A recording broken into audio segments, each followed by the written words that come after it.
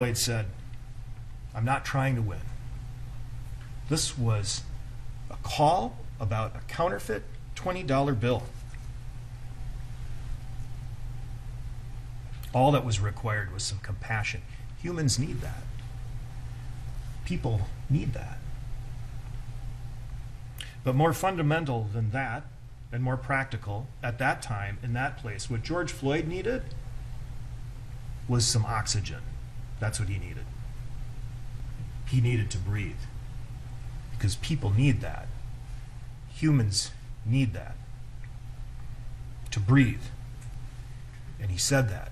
And the defendant heard him say that. Over and over. He heard him, but he just didn't listen.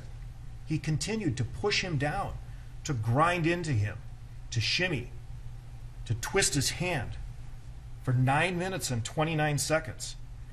He begged, George Floyd begged until he could speak no more, and the defendant continued this assault.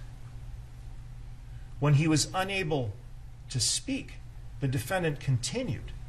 When he was unable to breathe, the defendant continued beyond the point that he had a pulse. Beyond the point that he had a pulse, the defendant continued this assault.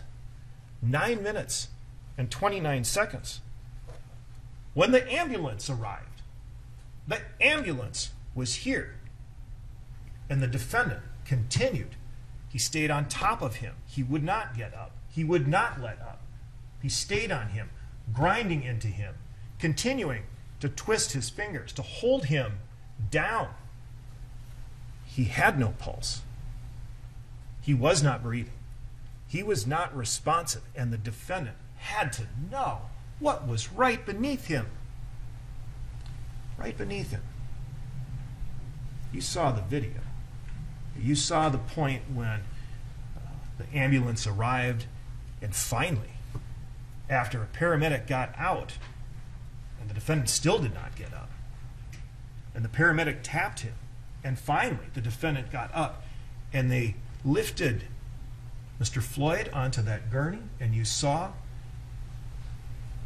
the way he was not, there was nothing there. His head had to be held to prevent it from falling to the ground. He was completely limp. The defendant had to know that. He was there. He was on top of him. And he was on top of him. On top of him. Sometimes you ask for the truth, sometimes you insist on the truth. And the truth is the defendant was on top of him for 9 minutes and 29 seconds. And he had to know. He had to know.